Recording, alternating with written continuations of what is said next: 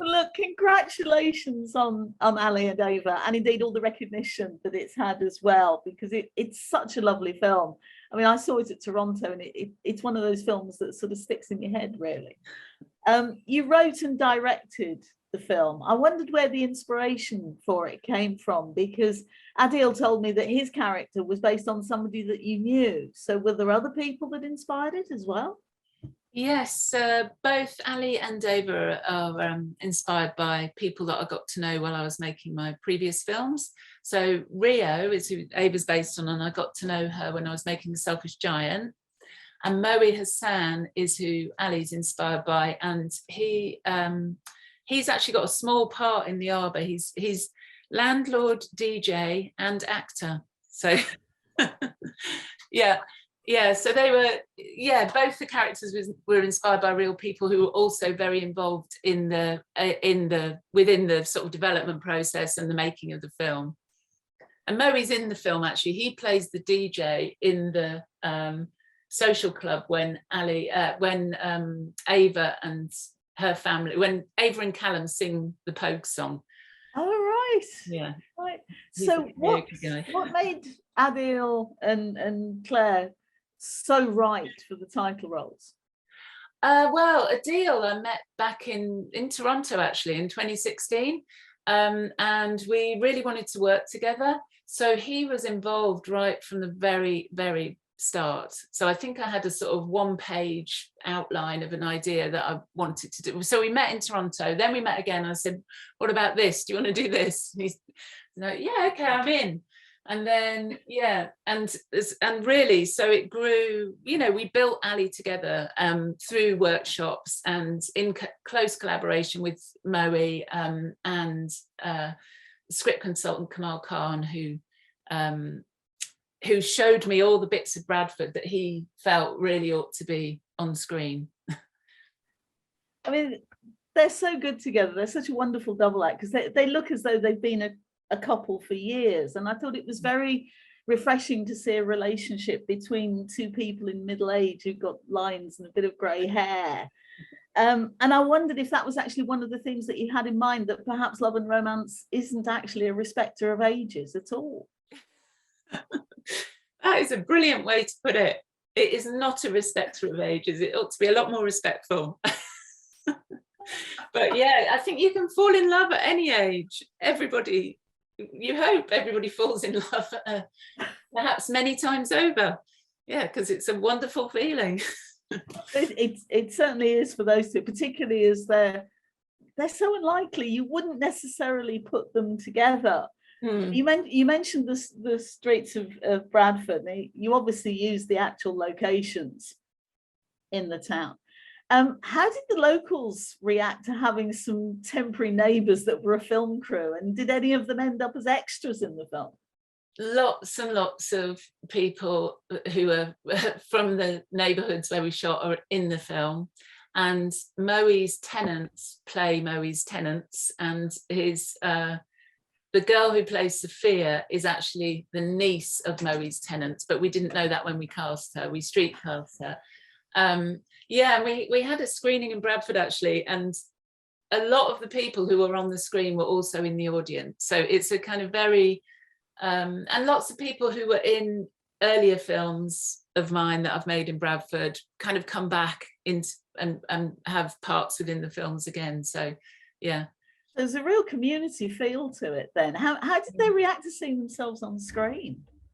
Oh, I think people love it. Yeah, I think it's there's something very enjoyable and joyful about it, and about having relationships that have kind of gone on for a decade or more, and being able to involve people, not just once but several times. I feel I didn't talk about Claire earlier on. I talked about Adil and then we sort of moved on. But yeah, Claire, I think, is a really amazing actor, and I've really loved her work for a really long time. I really loved her in Karen Adler's Under the Skin. I think she's just very, I don't know how to put it any other way. She's incredibly soulful, I think. And you read so much in her eyes, really. So, and she came into the into the process, I guess, in a more conventional way, in that we had a script, and she and Adil did a session together where they improvised the scene on the sofa with the headphones. Yes. Yeah.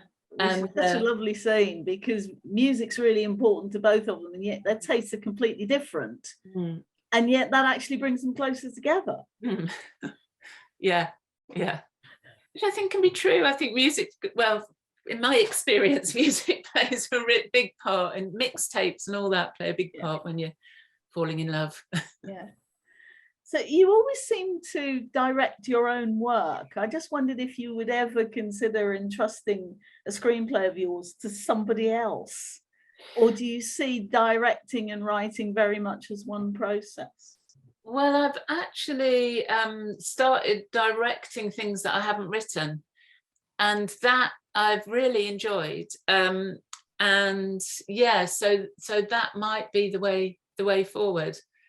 I'm not sure yet. I mean, I love writing as well, and I love that process, you know, that the process that we used in Ali and Ava. So I wouldn't want to let go of that completely. But working with writers is kind of, it feels like another collaboration that I'm excited to explore, I suppose. Well, that's cool.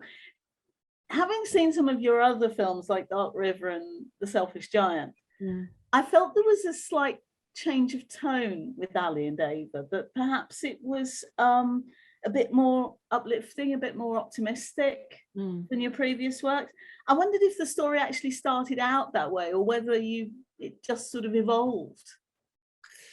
I think I did want to make something that was joyful and that was not a tragedy. I wanted to make something, that was celebratory and really, you know, I think, and showed how kind people can be, and celebrated that. Really, that felt really important. And you know, there's a lot of sort of divisive politicians who try to kind of, I don't know, whip up polarization, and actually what I've witnessed, you know, at ground level, was people being really kind to each other. So and I wanted to celebrate that about those two people who inspired the characters of Ali and Ava. You mentioned about directing earlier. Is this the TV miniseries that you're directing an episode of? Is it The Essex Serpent, is it? Yes, yeah. So I didn't write that. It's a kind of completely different thing. Yeah. And how's that experience been for you? It's been good, yeah. It's been good. Is it different working on TV?